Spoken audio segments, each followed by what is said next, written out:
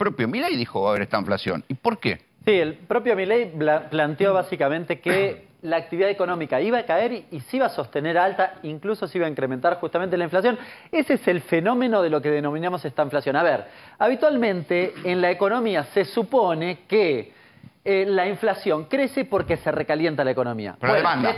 Claro, hay mucha demanda. La gente demanda. está dispuesta a pagar más. Esto va a contramano de esa explicación y lo que plantea es, va a haber un incremento de la inflación, pero a la par de la caída de la actividad. Es el peor de los mundos en el sentido de que, obviamente, la inflación te pega en el bolsillo, pero la actividad además te pega probablemente sobre el empleo, ¿no? La pregunta es, ¿por qué? ¿Ya hay despidos? Sí, ya hay despidos. En la última semana hay varias personas que me han... que ya no es un mito urbano, ya hay despidos. Sobre todo en construcción, pero no solo, en comercio también.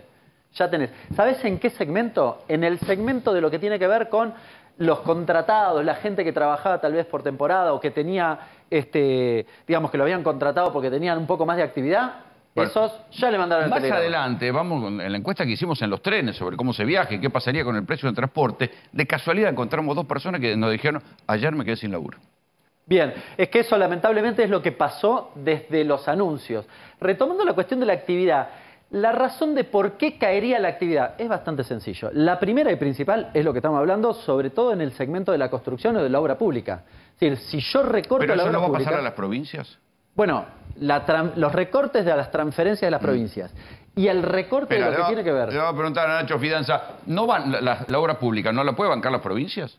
No, no la pueden bancar y las provincias, yo vi con mucha atención el informe muy bueno de los trenes, las provincias del interior están viendo un punto de coincidencia posible con Milei, peronistas y de Juntos, que es romper lo que ellos denominan el pacto del AMBA. Es decir, todas las transferencias discrecionales y los subsidios que se destinan a sostener el sistema de transporte, luz, gas y agua en el área metropolitana... ¿Eso incluye los trenes?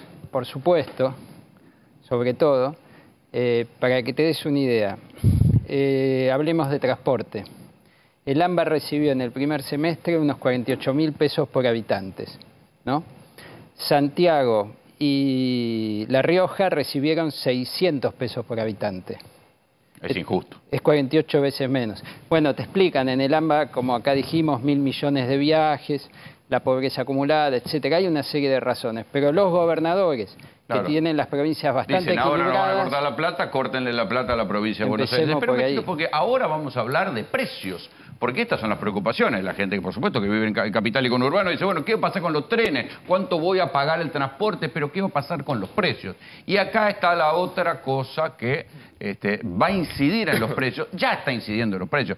Digo, es absurdo pensar que la inflación de este último mes es una inflación atribuible a Alberto y a Massa. Es una inflación de expectativas. ¿Por qué? Por esto. Porque se acaba precios justos. ¿Qué es todo esto que vos pusiste? No política de precios. Bueno, recién hablábamos de la estanflación, el otro componente de actividad es justamente el incremento de la inflación. ¿Por qué aumentaría? Dos momentos, te diría, Rolo. El primero, que efectivamente lo estamos viviendo hoy, pero probablemente se profundice en la medida que vayas desregulando, es el fin, podríamos rotularlo como la no política de precios o el fin de la Secretaría de Comercio.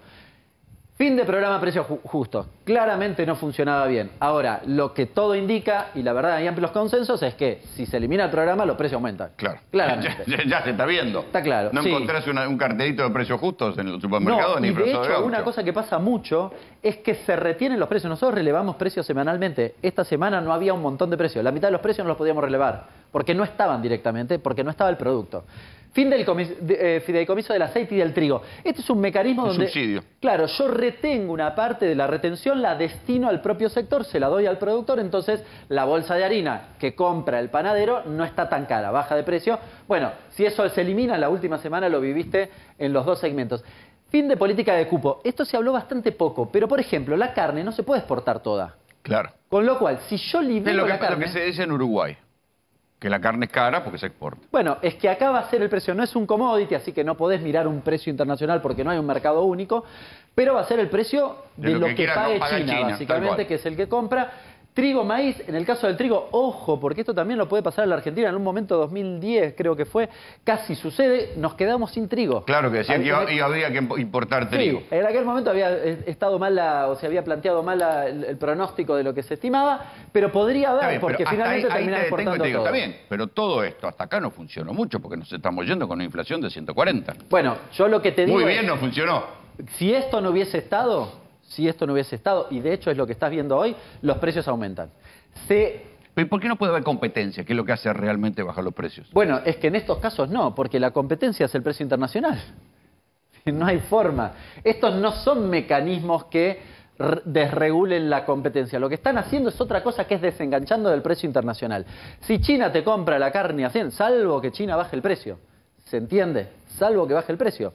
Sí, pero por la demanda que tiene, China es una aspiradora. Te consume pero toda la ellos te carne. van a decir, bueno, pero la Argentina va a ser un incentivo, va a producir más carne y entonces esa carne se va a abaratar porque va a haber más carne. Alguno puede decir... Me coloco en la otra, vos estás en una biblioteca, me coloco en la otra. Digo, bueno, te contesto con la biblioteca liberal. En el caso de la carne, yo exporto todo, quito retenciones, beneficio básicamente para el sector productor de la carne. ¿Qué hace ese? Supongamos que efectivamente lo invierta en mayor animales. Bueno, necesita un año mínimamente para aumentar la cantidad de ganado, con lo cual tal vez más adelante puedas tener o pueda funcionar algún mecanismo de competencia, sobre todo en los 3 segmentos. En esto en particular, bueno, mañana no lo resolvés porque haya mayor competencia.